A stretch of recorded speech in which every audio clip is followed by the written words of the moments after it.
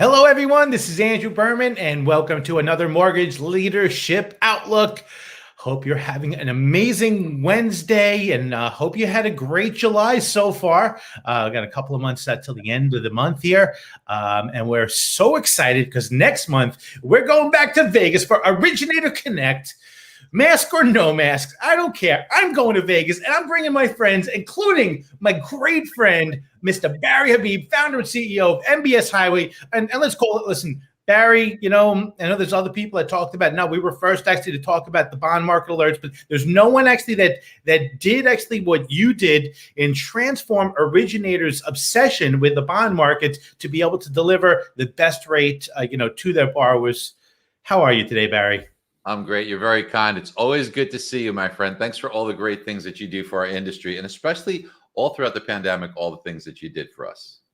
Well, listen, it was early on in the pandemic that we started the Mortgage Leadership Outlook. You were one of our first guests that we had on because, as we saw this turmoil, there's no one else actually to go to that I think actually can give better guidance on a couple of different things. And first off, it's market forecast, understanding where the markets are going to go. Number two is what to say to your borrowers. And this is one of the things that you've provided such great value. Besides actually being how many times have you won the Crystal Ball Award? Was it 3 times?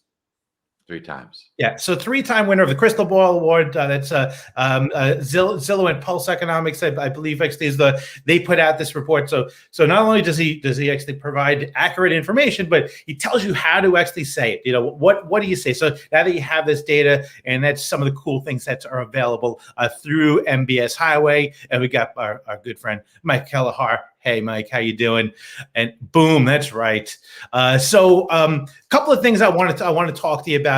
Want to talk about, like now, are we going to experience another major refi boom? Could we see rates, go down even further than there are? Want to talk about that. Want to talk about in Vegas, you're going to be presenting, exponential growth by removing friction. I want to talk a little bit about that, and just talk about general, economic hurdles and opportunities. And of course, listen, you've been talking about, being a trusted advisor, and it was a good business plan to do something, but it's not just a good business plan. It's now a required piece of doing business. I look at that as something that, if you're not, you're just a commodity and there's no way to compete. So we're going to talk about all that. But the thing I'm really excited about, I do want to talk about first, is we're going to Vegas. You're going to be there. You're going to be there, actually part of the pre-conference, function that's being put on, by Renee Rodriguez. That's going to be on the 19th. But the meat of why we're going to be there is Originator Connect, and at Originator Connect, you're going to be talking about exponential growth by removing friction. Barry, what is this? Talk to us a little bit about what this is. So thanks. Yeah, live events are certainly coming back full force. I can't believe what has happened. In August it starts, but my speaking schedule in September and October is through the roof. It's like been turning lots of these away because there seems to be a lot of desire for us to get out here. You mentioned the Delta variant. It's something that we want to be careful about, but that might be, if you're vaccinated, what we're hearing is if you're vaccinated, you might have some susceptibility, but God willing, it's not going to be too bad. So this might be just dealing with like colds and flu. It might just linger and be here to stay. So, we don't know for sure which way this thing turns, but let's just hope that we can continue to be out there, because there's nothing like socializing and being out, as we all know. So this Originator Connect event should be great. It should be, what I'm hearing is a few thousand people. That would be awfully nice to feel that type of energy. And we get 2,000 or 3,000 people at something like this. Good things happen. We can certainly communicate with each other, learn new things. I'm going to be on a panel with David Luna and Rob Crispin that will be talking about a lot of the events that are out there, but I'm also going to be presenting on how to achieve exponential growth. And, I've realized in my life that the biggest periods of growth that I had was to overcome or to remove a point of friction. We all have point of frictions that we come up against. Goodness knows there's no shortage of that, right? I mean, we always, but what most people do, Andrew, is they come up to a point of friction, and what do? Is they bitch, they complain, they bitch, somebody should fix that.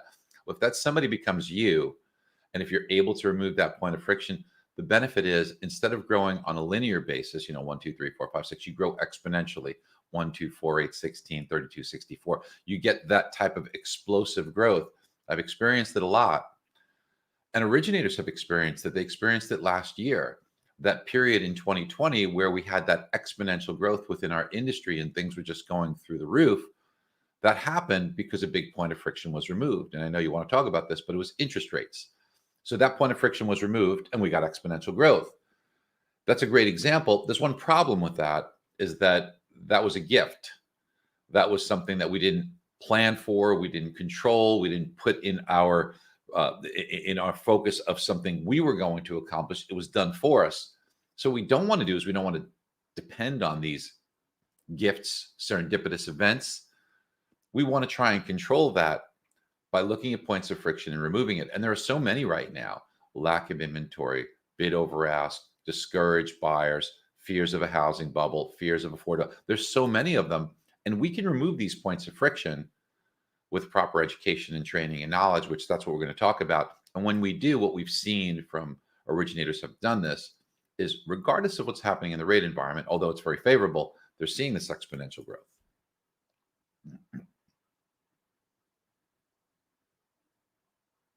I think you're muted, Andrew. Thank you. Appreciate it. Yeah, Michael just added, I like that linear versus exponential growth plan focus. Yeah, so I agree. We've been gifted this opportunity, which is a great thing. So let's talk about what should originators be doing right now to actually control their future, because at some point, listen, the MBA's last forecast was saying we were going to be doing half the business for next year. Don't go by that. Okay, don't go by that. So I get you, but here's the thing: we're going to be in a really good rate environment. Yeah, we're going to be in a really good housing environment. It's not. Listen, it's a difficult time to buy. It's a bitch to buy a home. Okay, it sucks to buy a home right now. It sucks, but the rewards are great. It also sucks to go on a diet. It sucks to exercise, but the benefits are great, right?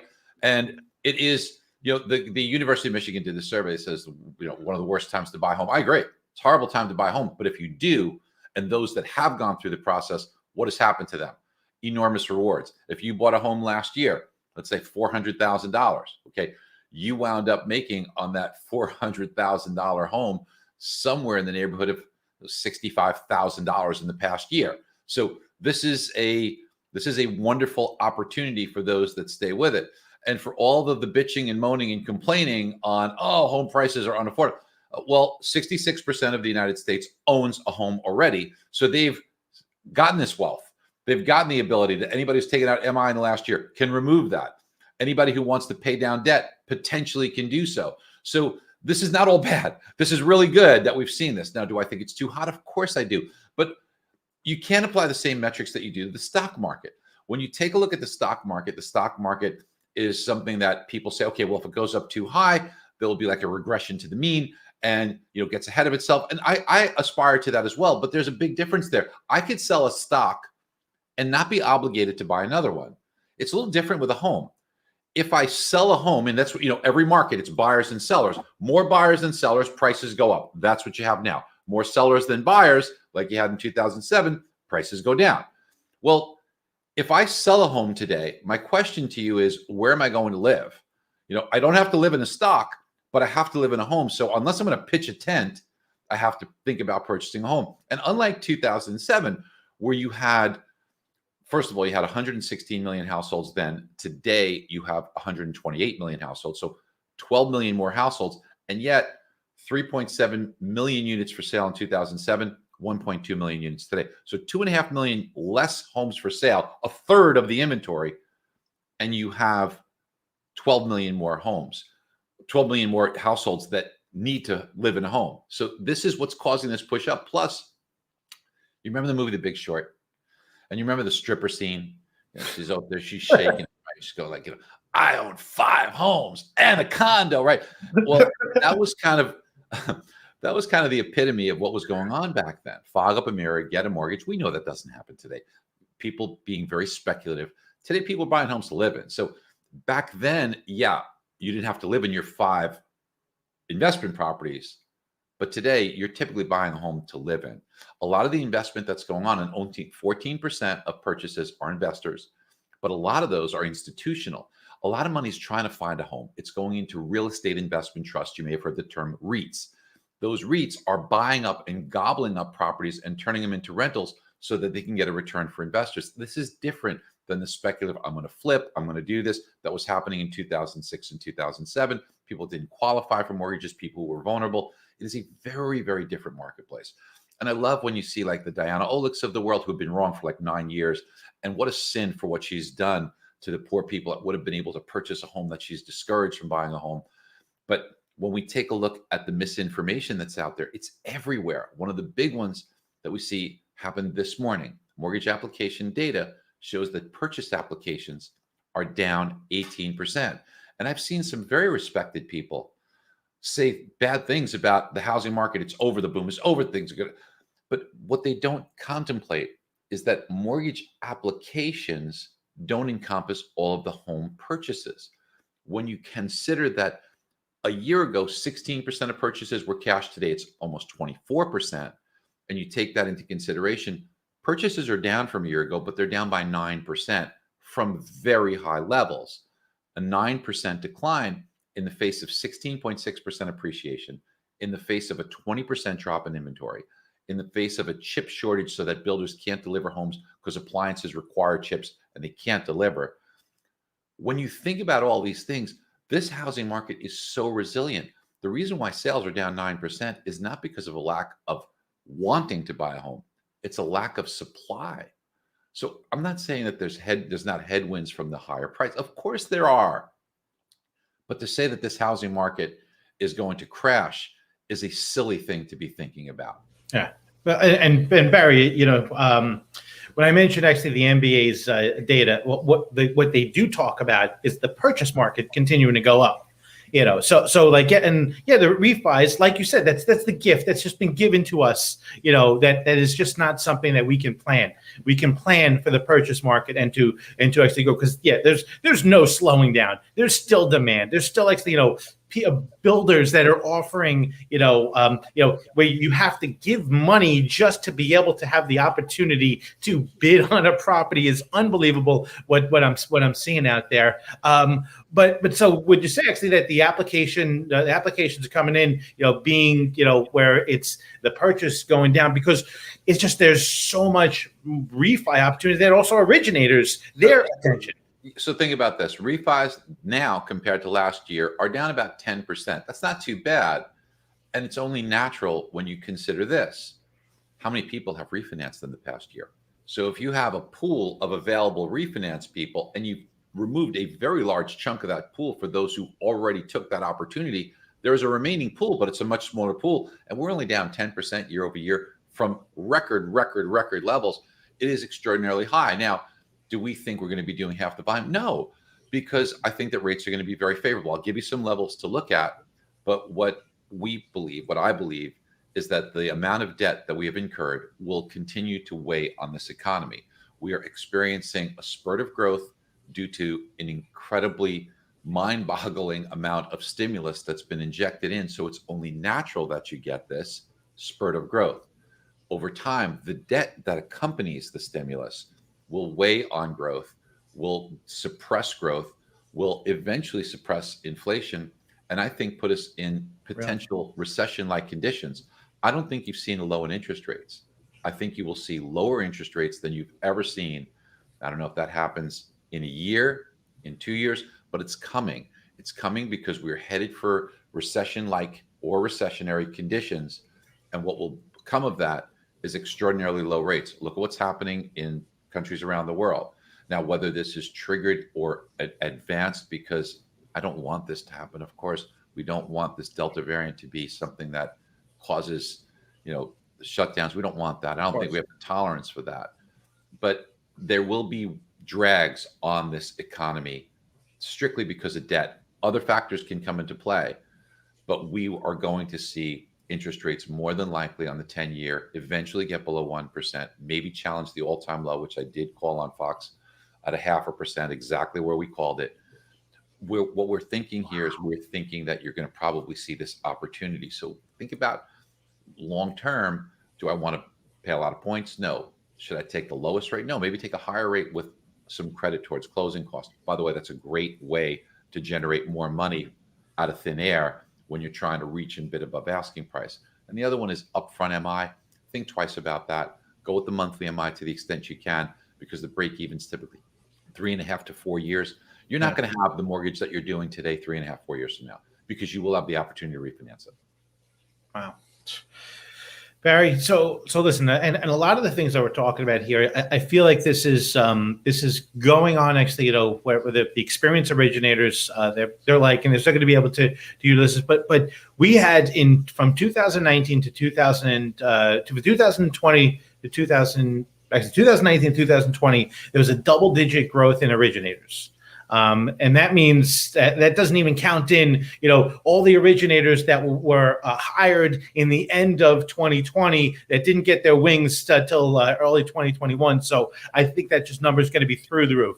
And I'm seeing a lot of experienced managers that know how to make it rain that are going out there saying, how do I actually feed these originators that are now hungry? I mean, of course, putting this new refi boom inspired by the Delta variant, but what do we teach like the new originators? How do they actually, create a practice that's sustainable, that's a purchase-focused practice, regardless of, the gifts that we're given to us? So it's, by the way, the drop in rates that you're seeing is many factors. It's worries about the slowdown. Yes, the Delta variant's but I know people are pointing to that. But think about this. If you're an investor from around the globe and you think about what you're typically facing as a place to put your money, it's negative yields. Okay, so I'm not going to do very well in that environment. So let me look at other opportunities. Well, what about these mortgages that are in the United States? The housing market's super strong. The mortgages are of a high quality. It's almost as good as the implied full faith and credit guarantee of treasuries. But now I get a return 2.5% or 3%. That doesn't seem great, but when you're looking at that compared to negative yields, so there's been a huge influx of foreign capital, and it's been coming to things like mortgage-backed securities as well. So there's many reasons why. And as I said, thinking that the economy is going to slow.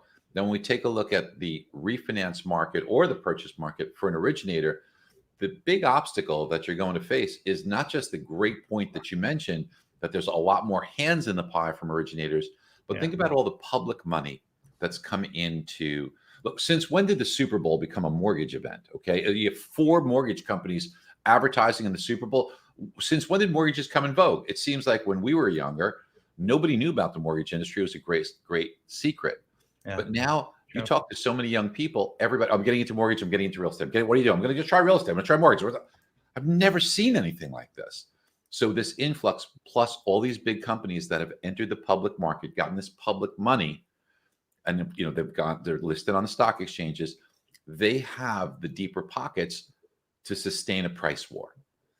And that makes it difficult. So you have a lot of headset jockeys, you got pricing wars, you got more hands in the pie. So while the market's going to remain really robust and really strong, what we have to consider is, how do we defend ourselves? How do we do what you just said before? Not be in a commodity business where we're just working off a price, because it's going to be hard to win that. So the way to win today, and there's a multiplier effect too. And the multiplier effect is because I think that the business and all the transactions you're doing today are your future refinances. So every loan you're doing today is really 2 or 3 loans in the future. So we have to think about that. That's why you really have to kind of push it today, now, and plant those seeds. When we look at how I'm going to defend myself, it comes back to removing all these points of friction and making me more valuable than just a rate. You don't want to just be a pretty face. You don't want to just have a sexy rate. What you want to have is you want to have value that helps the client make better decisions and helps the real estate industry or a realtor articulate the real opportunity in housing aside from all the media noise, so that they can help those customers get through this difficult period so that they can reap the rewards, so that they can not get discouraged, so that they know and can correctly evaluate how much to bid over asking price. Maybe a lot of people are just emotional and they're making bad decisions, but there's some people who should bid over asking price if it's evaluated correctly, but they don't know. There's no metric. That's a big point of friction. Imagine being that guiding light, and you have the tools to do it. Be that guiding light to give them an exact evaluation of, here's how long it will take you for the value of the home to meet how much you're paying over. If it's 4 months, 6 months, 7 months, 8 months, probably a good idea to chase it. If it's 4 years, 6 years, 8 years, probably not a good idea to chase it. And appreciation is different in every zip code. These are the things that the very best people are doing to alleviate points of friction and being rewarded with exponential growth. And the great news is whether you're very experienced or if you don't have those years of experience, by doing these things, you can leap ahead of those. Some people are in the business 10 years, but it's really 1 year, 10 times. Instead of those people that are learning and growing and removing points of friction. So this is what we have to do today. So Barry, when we're trying to win the hearts of real estate agents and actually to educate them, what do the newbies say when they don't have actually that reputation? They don't have the established history, and they're trying to build those relationships. What are the things that can open the door to just get a real estate agent to not give the usual rhetoric? Oh, I have someone, whatever. Actually, you're a real estate agent. I'm a mortgage professional. I'm like 6 months in the business or whatever. Okay. Yeah. And you don't even know me, okay? Yeah. But I've done my research before I've met with you, because that's what you should always do, okay? You should always do that. It's very flattering. So you want to do your research. You want to set an appointment. You don't want to ask for a lot of time. You want to ask for 5 to 10 minutes of their time. Just bring you a coffee and just 5 minutes of your time. I know how busy you are, but I wanted to also congratulate you because I saw that you were the top producer in your office last month. And boy, that's the 3rd time that you've done that. Why? Because it's all over. It's all over the media. It's all over Google. It's all, research your target. Okay. Don't just go in there, willy nilly. Okay. That's not, you put your time in. Great rates. Right. So here's what I would say to you, Andrew, congratulations on that. Thanks for just giving me this 5 minutes. Here's coffee. I've got it just the way you liked it. And I wanted to just mention to you that, first of all, I really admire what you're doing, because this is not an easy market for a home buyer, but there's a lot of challenges that they're facing. And I know you're doing a good job, but maybe I can help, because you're probably experiencing some buyers who are getting discouraged after 3 or 4 times out and they don't see anything and they give up. I can help you with that. I can also help you with correctly evaluating how much they should bid over asking price. I can also show you some tools where people are thinking about, instead of buying, that they should be renting because all the negative media. I can give you things to show them the factual breakdowns to help. And I can also give you those evaluations. I can also help you by showing estimates of home values into the future so that people can get excited about how much wealth that they're going to create. I can do all of those things for you. And in fact, here's 3 or 4 samples. I could show them to you now, or I could leave them with you. So this way you can see these are the types of things I could do, and I can co-brand these with you so you can give them to your clients, because it's got to be heartbreaking for you, Andrew, to take somebody out 3 or 4 weekends and then they flake out on you and they say, I'll come back in 6 months. Who knows if they'll come back, and it's going to be more expensive, and we can show them that. So we'll keep them in the game for you. Now, by the way, Andrew, that took less than 2 minutes. You still have all of your coffee left. I could either walk out at that point or not. And I'm not saying that this 2-minute talk will create every single person you talk to want to throw business at you. It won't. No. But there will be some people that just got burned by one of those circumstances that it's going to hit home with, because it's a point of friction for them. And if you show them something that will remove it, you will now have a chance with that relationship. It's just numbers. It's numbers. There's no question about it. You do that 10 times, your 10th time is going to be better than your first time. If you do that 10 times, I would be shocked if actually one of those 10 people actually doesn't say, yes, let's do it. And, listen, there's a lot more than 10 top agents in every market. I don't care if you're in, New York City or Tuscaloosa, Alabama. There is so much opportunity, and just getting out there, having those 2-minute, coffee, actually introductions. But I think it's great. So let's be real about it. Let's say you do one a day. Do one a day. So one a day. So between travel time back and forth and the time you spend there and going to pick up coffee, one a day is less than 45 minutes. Let's say it's 1 hour a day. At the end of the week, you've spoken to 5 people. Now that means that you probably have to do a half an hour worth of research on each of these people. So between an hour and an hour and a half work once a day. Yeah. You're going to reach a few of these people. You're going to put out something that's going to happen. So let's just say you do it for 2 weeks. That's 10 people.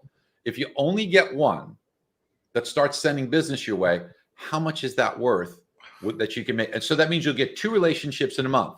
2 relationships in a month.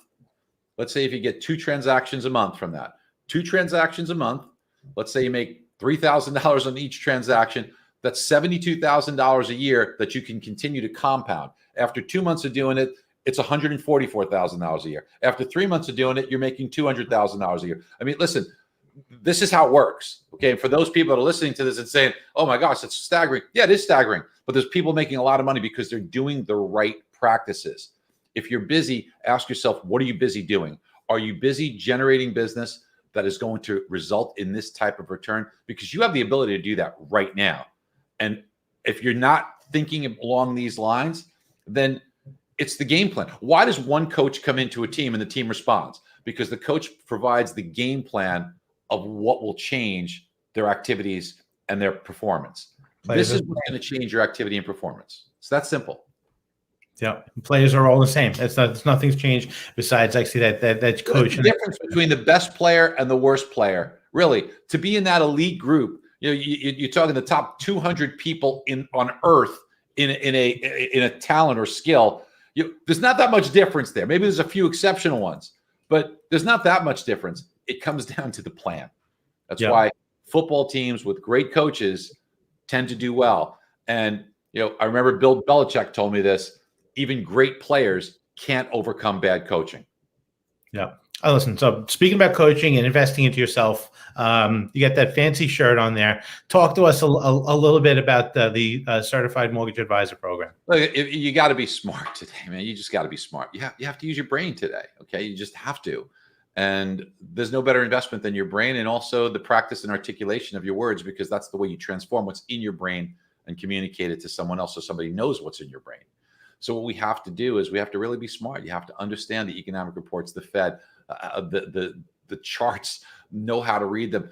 Even for your own personal investing, you have to understand how you're being beaten and manipulated by things like APR, how to correctly evaluate between different products, and how to take the media's news that they're disseminating and really break it down, kind of like we did do some parts over the last half hour here, so people can understand it. You need to be able to talk that way so you can protect yourself and elevate yourself. And then you become a media resource. You become the go-to person. It just changes your life. It's life-changing. So you should do that. You should get your Certified Mortgage Advisor designation. It's just the way to go. And there's so many good coaching programs out there. There's too many to mention. I'm a big fan of a lot of them, predominantly because they will teach you skills that will help you to excel and remove points of friction. Yeah, listen, there are pretty much, I believe just about any coaching program is better than no coaching program. To have some level of accountability is super important. And, you just don't, athletes just don't do it by themselves and reach their top levels without actually some kind of support and coach to guide them. So, Barry, one thing I want to just kind of close up with. I think our biggest opportunities that we see, for the next, for the next 5 years is going to be millennials and minorities. I mean, there's no question about it. These are two groups that are, I think, underserved when it comes to home ownership. How do we serve these markets? What are the tools and tips that we can give our audience on how to serve these two individual markets? So I tend not to think that we need to exclude other. We should be focused everywhere, right? Yeah. But if we want to make an impact, the big impact for those markets are the going from a renter to a home buyer. I mean, that's the big obstacle, right? Because once they're a home buyer, they're in the game, and that means think about somebody, you're not buying a home, homes are doing this, you're getting further away. But if you're in the game, then the next home is doing this, but your home's kind of staying with it pretty much so that you're in the game and you can keep pace. Otherwise, you're being left behind. So how do we get people that are being left behind and help them get in the game? Well, the first is on a mental aspect, is the media is bombarding them with reasons for many years. Take Diana Olick as a prime example, everything from Adam Data, discouraging from people from buying a home. So those things are pushing those people away from home ownership, leaving them further behind. So we have to mentally adapt to that and really explain what are the worries in the housing market, what are real worries that we should be considering, but what are the ones that the media just doesn't understand, or the mathematics that are involved that the media can't get, or what's the media's agenda to try and use scare tactics to increase ratings. So once we've gotten past the mental aspect, then we have to understand that now let's do the financial comparisons and do those properly, and then show the opportunity. Because there's a difference between helping someone to purchase a home if they just can't, okay? And maybe there are products that can help make it easier, but some people just can't. They don't qualify for it. They don't have the credit for it. So, but then there's those who can, and there's a very big segment, but are misled.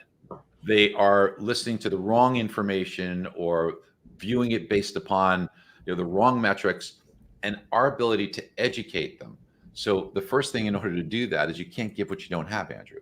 Yep. So we have to have expertise and articulation. Once we've gained the knowledge, once we understand it, and once we've practiced in ways to disseminate it in an understandable manner to communicate it, well, then we need to use social media to do that, to build a following. And we do scripts like that on Social Studio just for that purpose. We also are putting ourselves in a position where we are having the print material or email material to show them these examples. And once you're doing that, that's how you help those underserved communities. Fantastic. Yeah, I think it's great. Listen, obviously, I want to exclude anyone, but actually, that if I'm, the messaging that I'm going to put out to, the millennials is going to be different than high net worth, and people that are coming up. So fantastic. So Barry, I'm so excited to hang out with you again in Vegas. Everyone, please, check it out. OriginatorConnect.com. You can see Barry live. It's going to be the 20th through the 22nd. And Barry's going to be part of that pre-conference put on Renee Rodriguez. It's at the Amplify Live event. But please join us. I just dropped it in the links. And Barry, anything you want to say in closing? No, I'm looking forward to seeing you and so many of you folks that are watching there. It's going to be wonderful. And thanks again, Andrew. I appreciate you having me on with you. All right. Always great hanging out with you, Barry. All right, everyone. Thank you for joining us for another Mortgage Leadership Outlook. We bring you the best leaders in the mortgage industry. We've been doing it since the pandemic started, and just kind of continue doing it just because we have a great opportunity to share great ideas with people like Barry, with great originators like you. We will see you next month in Vegas at Originator Connect. Everyone, make sure you register. It's going to be a great party. It's going to be a great networking opportunity, lots of educational opportunities. We will see you there. Everyone, have a great day.